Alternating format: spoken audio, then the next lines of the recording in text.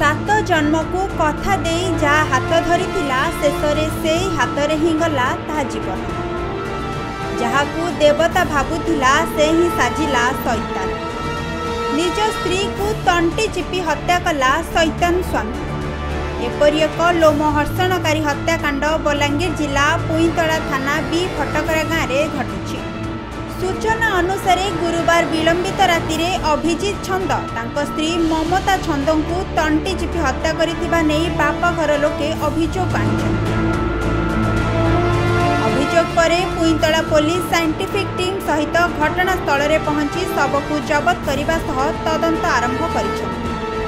ममता और अभिजित 8 वर्ष तले विवाह करथिले। उभयंकर 2टी पुत्र संतान मध्य अछन्ति।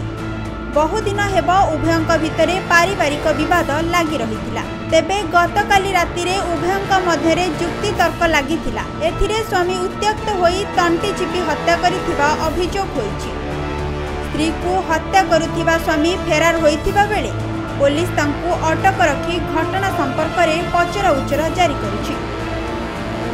आज बेले फोन कले हमको 3 बजे तार हजबैंड ने फोन तार ससुर फोन करथिले आंता सुईला सुरा स्विच नहीं उठवा एंता सदा बोली कहले आस टे आनु बेल के देखनु जे तार पाखे तार डेड बॉडी पाखे कहे नहीं थी तार ससुर नहीं थी तार हजबैंड भी नहीं थी तार सास नहीं थी बाहरिया लेडीज 3-4टा थे आरा जना पड़ी जे एक्चुअली तंटी चिपिक ही मार दी तार हजबैंड ही मार अभिजित छंद से हेन्ता किसी खराब टुगले नहीं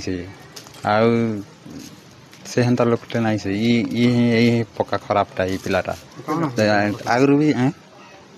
आगु भी तार हेन्ता खराब प्रकृति अच्छी खराब बेले हेन्ता ताकर इन गाँव हेन्ता तो 100 रुपये मिलला के पाइलु हेन्ता बेकार हिसाब बेकारी हिसाब पिलाटी नहीं कह पार बाकी हेन्ता खराब पिलाटे बोली कहसन लोग जना भी पड़े जार न खराब भी से भी कहसन ओरिजिनल लोग मैंने भी कहसन आगु कली तो मुझे नहीं जानी बाकी।